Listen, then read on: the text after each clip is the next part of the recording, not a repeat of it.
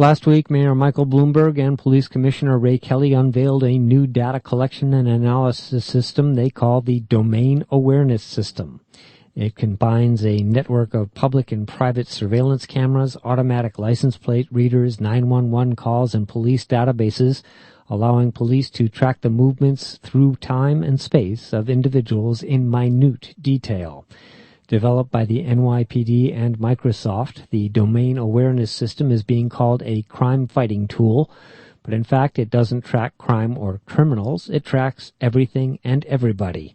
Civil rights advocates say the implications of massive surveillance like this for our privacy rights are profound, but the legal system has not yet caught up with the technology. To fight back against pervasive surveillance of innocent citizens, the Washington, D.C.-based Partnership for Civil Justice Fund has launched a new interactive website, BigBrotherAmerica.org, to watch the watchers.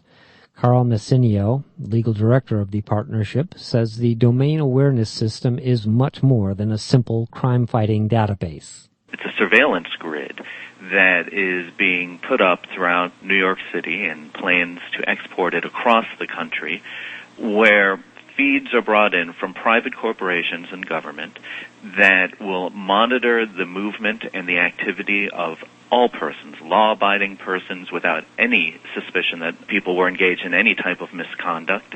And it provides basically a massive data warehouse and data mining program. While it's being presented as a law enforcement tool, there will be authorized access to data by what they call private stakeholders, to include the Bank of New York, Brookstone, Goldman Sachs, Citigroup, many, many large financial institutions, as well as other corporations.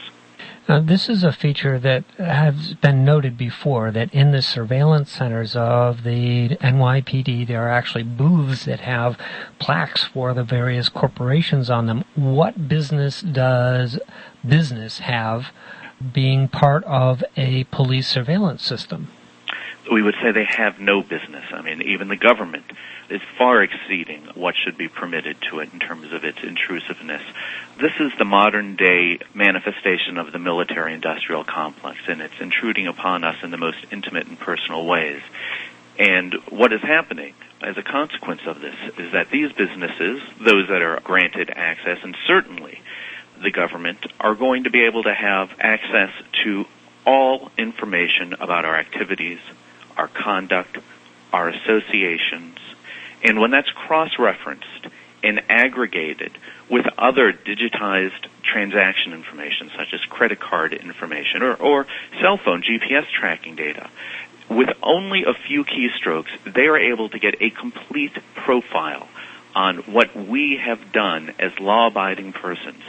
So far in intrusiveness that they can even create a personality profile. Imagine, were you parked outside of a health clinic? They know. Were you parked outside of a lover's apartment? They know. Who was in the vicinity of a social justice or political organizing meeting? They will know that. If you go to an AA meeting, that's there. And the data retention, I mean, the limits are just so loose, it's absurd. I mean, the standard limits for license plate, which is movement tracking data, is 5 years retention. And that, of course, can be expanded. So what we are talking about is not just domain awareness, but total information awareness. There have been court rulings on things like placing GPS trackers on cars. You have to have a search warrant in order to do that. Are there any judicial opinions on the random or mass collection of data and its use in criminal investigations without warrants or suspicion? That's a very good question, an important area of legal development. And historically, constitutional law has lagged far behind advances in technology. At this point, there are specific opinions. For example, going onto someone's curtilage or going onto their driveway to put a GPS tracker on someone's car is an intrusion of privacy. But that's in part because the police have to physically trespass to do that. Right now, there's a big gray area as to mass surveillance technologies. And there is a recognition by some courts, only some, that the aggregation of little pieces of data over a long period of time, create such a complete profile of a person and his or her activities and associations that it truly becomes intrusive, even though there's no physical contact involved. And this is part of what the development of the law has got to recognize. These are not physically intrusive means, and a lot of the issues of expectation of privacy and privacy law have been focused on, well, is it intrusive to the person? Does it hurt the person? And is that justifiable? Here, this technology happens surreptitiously, painlessly, but yet is as intrusive as going and listening and tape recording to a person's therapist sessions. Another odd aspect of this is that the city of New York is marketing this. The city stands to make a 30% cut of any profits that Microsoft makes on selling this software to other administrations within the United States or even internationally. This is making surveillance a going business concern for a municipality. This is Big Brother going commercial.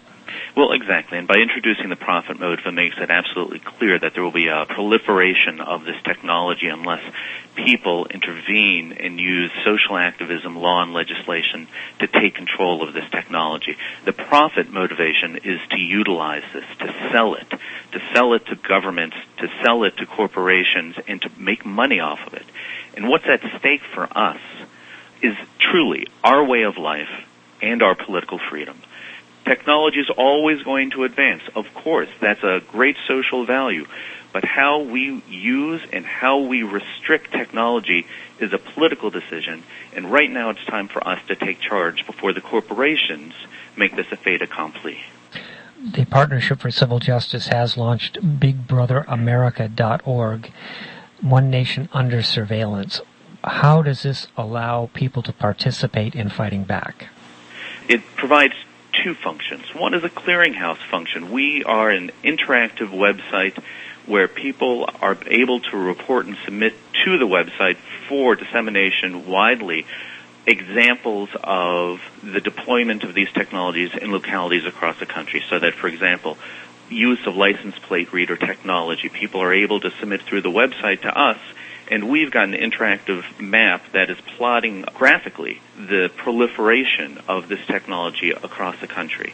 People can also send in the photos, locations of tag readers.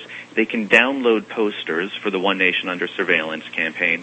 They can get resources and information about ways that they can challenge the local municipal rollout of these technologies.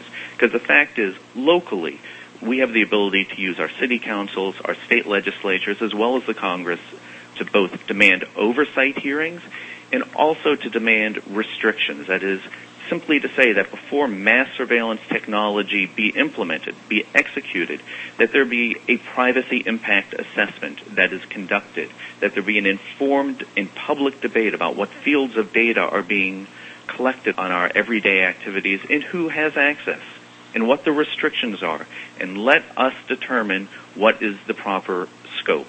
And there needs to be severe penalties on misuse of data. Carl Messinio is legal director of the Partnership for Civil Justice Fund based in Washington, D.C. Again, the website for tracking the nationwide system of surveillance is BigBrotherAmerica.org.